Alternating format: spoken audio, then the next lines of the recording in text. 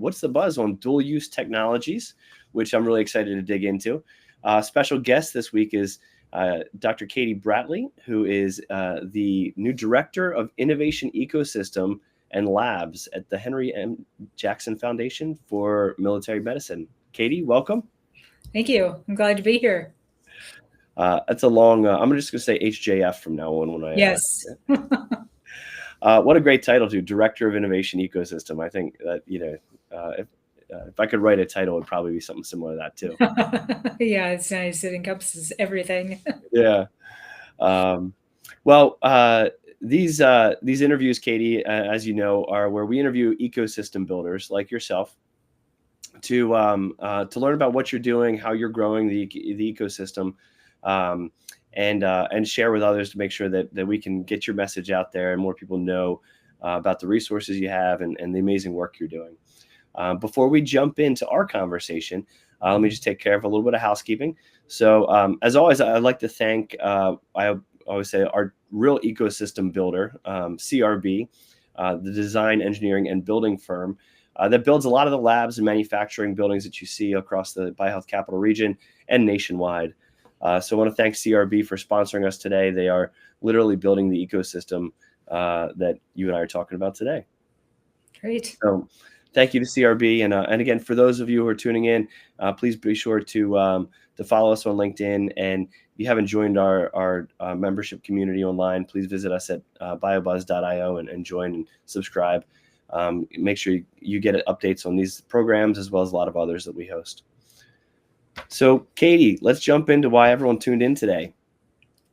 Let's do it. Awesome. Well, can you give us a foundation? Who is HJF and what do you guys do? Yeah, so HJF, our focus has always been in military medicine. We were established about 40 years ago. We're a nonprofit entity, and we do research that's all focused on improving the military. So all aspects of that troop, from when they're in active duty all the way through to when they're a veteran, and including their family, who are often stationed with them through that life cycle as well. And recently we've launched the Innovation Ecosystem Initiative. And so that's what I was brought on to work on. And part of that is what we're here to talk about, which is supporting startups that are interested in developing products for military medicine and dual use, like we're going to talk about. Good. That's great. So as an organization, historically, you've supported research, you've supported kind of clinical studies, and so anything that really encompasses where military medicine is needed. Exactly. Yep. Okay. And the home base is in Maryland, in the Rockville area, correct? Yeah, our home base is in Bethesda, and then we also have locations elsewhere like Rockville. Okay, great. So tell us a little bit, before we jump into the innovation ecosystem, tell us a little bit about yourself. So you just recently joined. What can you tell us a little bit about your background and kind of why this was an exciting opportunity for you to step into? Yeah, so my background, I did my PhD in chemistry, and then I took a complete about face and went to do biomaterials research at MIT, where I was working on the artificial pancreas. And so the idea is that you can encapsulate insulin-producing cells in a polymer, transplant them into a diabetic patient. The insulin-producing cells are responsive to that person's blood sugar levels, and they have no more diabetes. And that sounds very impressive. And it was proposed about 45 years ago, at least, I think now. And it has come up against some serious stumbling blocks. So what we were trying to do is improve the biomaterial that we were using to make it more biocompatible, because that's what the problem ends up being, is that you get essentially scar tissue forming around this. And so we were able to make some materials that look like they work well in animal trials. Started a company called Sigilon that was acquired by Eli Lilly. And during that time, I moved to become a faculty member at Iowa State, doing biomaterials and drug delivery research, continuing on that vein. And then I worked for NSF in the SBIR portfolio, along with the PFI portfolio, the Partnerships for Innovation, which has now changed its name, in pharmaceutical technologies. And after that, I went to the National Academies of Sciences. And then I came over to HJF because I really enjoy working on these nascent technologies. And I think that working with a lot of companies and getting them up and off the ground is a really exciting place to be. That's really exciting. I appreciate you sharing your background. So you've got experience launching your own company, doing research and innovative, novel research, launching your own company, raising funds, I'm sure, doing deals with big pharma. You've also have experience in, the SBIR innovation grant programs out there. So you bring it sounds like a really good backdrop to, I guess, what you're going to be facing in this new mission of yours. I hope so. I hope that I'm going to be helpful to these startup companies. Well, let's talk about that. So HJF launches this new innovation ecosystem. Can you unpack that a little bit? What is an innovation ecosystem initiative? Yeah, so the Innovation Ecosystem Initiative, it's a large and encompassing thing, and the incubator is going to be a part of that. But we're also interested in taking the technology that we have developed at HJF and also the Uniform Services University, which we partner with, taking that technology and moving it along the commercialization pipeline. So we're really interested in everything that's under the military medicine umbrella. And we're only one piece of that. So that's why we call it an Innovation Ecosystem Initiative, because there are lots of people throughout Maryland and the rest of the world that are working on similar problems. But we're hoping to do our part in that. So the new incubator is launching. Can you tell us a bit, let's focus on that. What's the mission of the incubator? Kind of what are some of the goals that you're trying to launch? Can you tell us a bit, maybe the timeline that you have laid out? Yeah, so our mission is to support startups and researchers and entrepreneurs advancing their innovations. It's particularly focused towards dual use. And when I say dual use, what I mean is it's something that could be used in both the military and in the civilian commercial markets. And particularly for us, since HJF focuses on military medicine, we're further bucketing that down and saying that it has to be applicable in healthcare.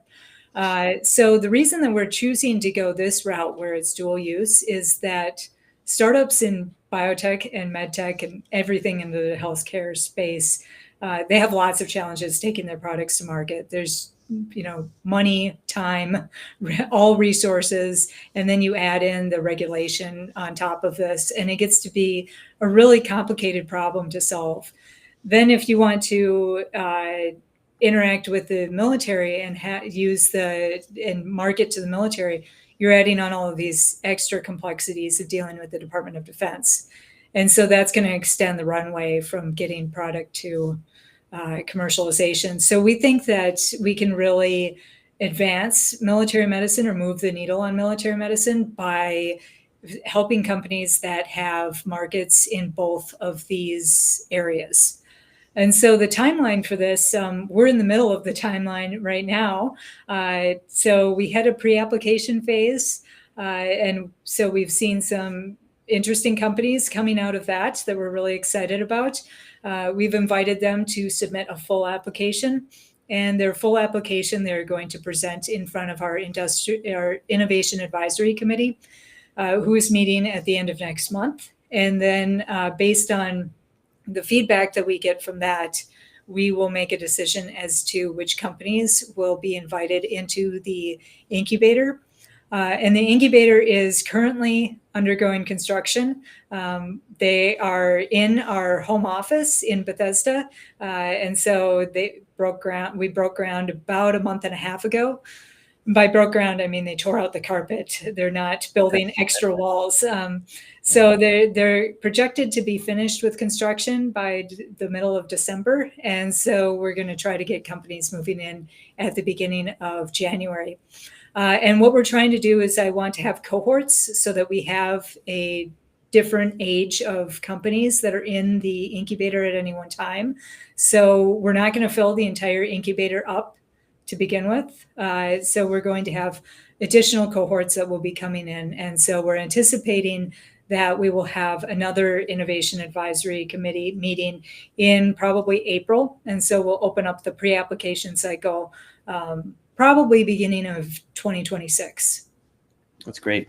Yeah, I appreciate you explaining that. I think that makes sense, the cohort model. I mean, and then you can also really give good, strong attention to, the group that comes in first, and it creates a nice cycle for you. What so you've got a first round in. What does a startup get if they get approved to join the incubator? Can you tell us about some of the benefits and kind of why a company should consider the lab? Yeah, that's a great question. So you get space, obviously, and this will be space that's more similar to the space that you might have used when you were at a university doing your PhD, where EHS is already taking care of waste. There's already a cleaning crew that comes in. So all of the normal stuff that you would have to handle if you were renting lab space, you don't have to deal with, because we're going to take care of that. We also will have an equipment facility, a shared equipment facility. We are waiting until we get the first cohort in to decide what equipment would be most useful. I'm going to talk to those companies to find out what they would use, and then we'll continue to update our equipment as we go as well. And then I think that the real gem of our program is the programming and events that we're going to be offering. So everything is really tailored to dual use and military medicine, because we're at HJF. And so what we're going to be able to do is bring in very specialized programming tailored to the companies that are going to be in the incubator. So for instance, we'll have lunch and learns on SBIR proposal writing. And since I was at NSF, I think that I have a bit of an idea as to what reviewers like, but we're going to do more of a proposal lab instead of just talking about what components are needed. So hopefully that'll increase the likelihood of people getting funded for their non-dilutive grants. We also have access to a lot of people who know the ins and outs of the FDA, because we do clinical trials. And so we're going to try to do tailored matches between the companies and our experts at HJF, so that we can really build out a tailored plan as far as what do I need to be doing in order to be able to meet my milestones to get funding from outside investors. And then we'll also have events that are open to the public, like the event that we're going to be having with BioBuzz on September 29th, that we hope that everybody will be able to attend. Yes, great plug. Yeah, I hope everyone, we'll make sure the link is in the comments section for everybody for that. So it sounds like one of the, aside from space and the incubator, the benefits of a lot of incubators that you're providing this kind of demystifying the roadmap through the DoD pipeline and supporting that progress. Yep, that's exactly right. Yeah. So what we would even call ourselves navigators, because we have expertise working with the DoD, NIH, FDA. We have commercialization partners. And then we also know the dual use space. So we know what the military is actually looking for, which can be a little bit mystifying for startup companies who have they feel a patriotic call to develop technologies that would be useful for the military, but sometimes it's understanding what the military needs can be a little opaque. Yeah, I like that navigator term. I mean, you can really visualize. I mean, again, the government space is a whole different space. DoD space is a whole different space. It's hard enough to start a startup, yet to have one where you're kind of looking at both complex regulatory and complex, DoD pathways at the same time. You kind of, I'm sure the impact that the innovation lab will have will be huge, because I'm sure that's where a lot of companies get held up. Yeah. And that's what we're really hoping, is that we're really hoping that that HJF is going to be, and Maryland as a whole is going to be known as a hub for dual use technologies. Yeah. And I mean, Maryland has a lot of great things going for it already that make it a natural fit for dual use. I mean, we have all sorts of facilities like Walter Reed, Fort Detrick, NIH, FDA. All of these places are located very closely, not to mention the commercial side of that equation, where we have a lot of startups and a lot of established companies in this area. Yeah. Now, you've got some good partners that you've worked with to get to this point and are part of the innovation ecosystem, right? Like Montgomery County, 𝗕𝘂𝘇. Yep. Could you talk about some of the partners that kind of have been involved in the process? Yeah, Montgomery County and 𝗕𝘂𝘇 have both been great partners to work with.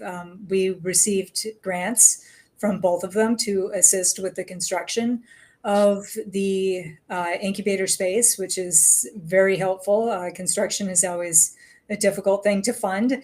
And then we are also partnering with 𝗕𝘂𝘇 and working with them on how we can use both of our, and Montgomery County as well, how we can leverage all of our programming events so that we're able to provide everybody who's in the ecosystem access to these really great events that we're planning on putting on. Well, I'm glad to see that as director of innovation ecosystem, that you're truly living up to that and really, collaborating across the state to really make this hub happen. Yeah. So if there's a startup that's interested, how do they know if they have a technology that could be dual use? I mean, there's some that come to market and say, I'm going to create this because I was in the military and I saw this problem. So that's one kind of track that's probably out there. But there's probably innovators out there that have identified, a novel technology, a diagnostics or a tool that could have dual application. So can you walk through how a startup can identify if maybe they should come to you and apply? I would say that the startup should go and feel free to contact us if they're questioning whether or not they have dual use, because we are happy to help you walk through that, because it can be really complicated knowing what it is that the military could be using. So some areas that the military is looking for is they're anticipating that prolonged care is going to be an issue. So taking care of patients and stabilizing them when they're in the field for a longer time. So this may be days before they can actually get to a hospital. There's also performance and mental health issues. So if you are in a very intense situation, we want to make sure that the person is able to perform at their best. But there's a lot of other areas like emerging infectious disease, all kinds of different challenges that the military is facing. And the military, their challenges, they change depending on what the next war is that they're thinking that they might enter into or that they're planning for. So we are happy to talk to people who have an idea and want to maybe I'll say spitball whether or not they can use this as a dual use technology. I think that can be where we can get a lot of really creative ideas. Yeah, that's great. So I hope I'm sure your inbox is going to get flooded after that opening. So and I guess another question I have for you is like how are the HJF ecosystem that is out there right now? Is that where you're learning? I mean, so a lot of the information is coming directly from the military, and you're sifting through the ecosystem. So you have that kind of insights, almost like a funnel, right? So the research you're doing, the engagements you already have, you're hearing firsthand, not through RFPs, not through other stuff, but your team's hearing directly from the DoD end user on like, these are things that we're concerned with this. And then I guess, am I right that you're then taking that and saying, great, here's the wish list, or here's what we're hearing. And then able to engage the ecosystem to identify that. That's exactly right. So we have a number of people who served in the military and then retired and are now working at HJF. And so those folks are able to maintain their ties along with other people who are working at HJF, have ties to various agencies within DoD. And they're able to tell us what the military is looking for. That's great. So a couple other questions about the applicants, Katie. So this first cohort's coming in now. You said another, the other application will be hopefully coming out in 20. Is it a rolling application, or is it based on when you're announcing the next application? It's based on when we're announcing the next application at this point. That's something that perhaps will change in the future, but right now we're doing it on a roll. We're doing it on an on a cycle basis. Yeah.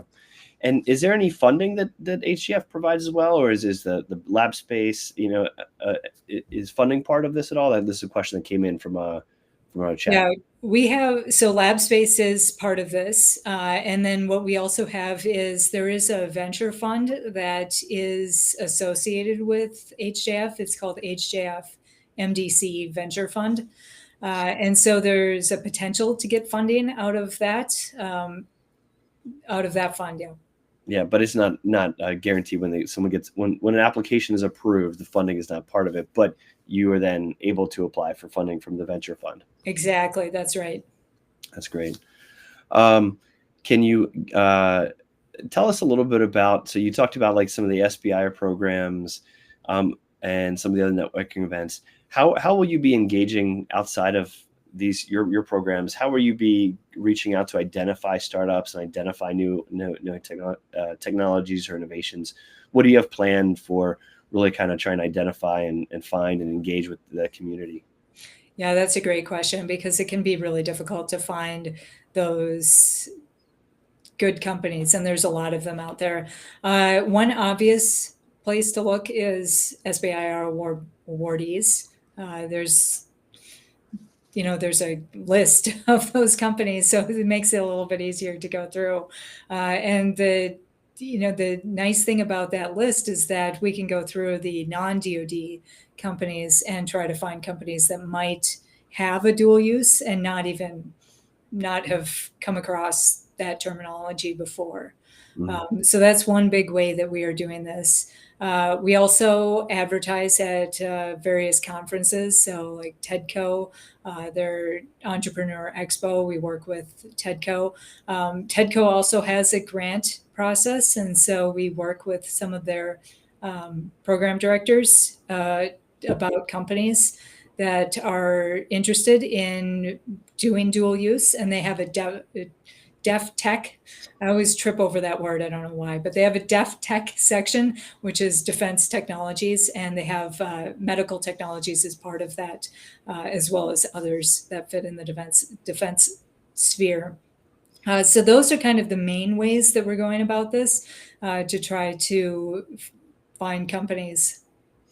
And of course, you're an annual sponsor for our BioBuzz Insights to Impact series, which every month we get startups that come out too. So hopefully you'll connect with a couple of them. Then we'll make sure we try to target some. I know we are for the September 29th event. So while we're in the last couple of minutes of our conversation today, can you give people a little bit of a foreshadowing for the upcoming event that we have with you on the 29th? Tell us a little bit about what they can expect. Yeah, that's a great lead-in. So what we're having is our event is going to be, I believe it starts at 4 or 4:30, and we're going to have a little bit of a networking event first, and then we will go into a fireside chat between myself and Troy over at 𝗕𝘂𝗇, the CEO of 𝗕𝘂𝗇, and we'll just talk about the innovation ecosystem and what we have planned for the future. And then after that, we're having a roundtable with 3 different companies, and they'll be talking about how it's going to be talking about their insights to working with the DoD, since they have actually done what I am talking about right now. So I think it should be a great event. After that, we will have another networking session with some hors d'oeuvres. And so I think that'll be a great chance for anybody who's interested in dual use or medical technologies or military technologies to come and talk to other people in that area. Great. So I think, yeah, I'm excited for it. I'm excited for the chat with you and Troy to really hear all the things, because you mentioned before, there's a lot that Maryland has in this kind of DoD space and the innovation space. And between you and 𝗕𝘂𝗃, you know, coming together on this, there's I can see that being a really high growth area for the region, and an incredible asset, especially when, you know, we know there's been a lot of funding cuts in the government, but DoD hasn't really seen that much of it, as much of an impact as others. So you're in an area that's definitely one that we need to continue to invest and build in. Yes, I agree. So we're excited. We're very excited about the event to partner with you on. So I encourage everybody that is, you know, a startup that is possibly thinking they might have a technology that the military could use, or just wants to understand this better, so that maybe your next startup, you can think about it. Please come out and join us on the 29th. It's going to be a really good event, opportunity to network, and the labs won't be ready yet, but you'll have a chance to kind of meet the HJF staff and get to know really more about the hub of military medicine and innovation that they're really building down there. Yep. Well, good. Well, I guess in the last couple of minutes, Katie, any closing thoughts that you have, or message for people that you know are listening today?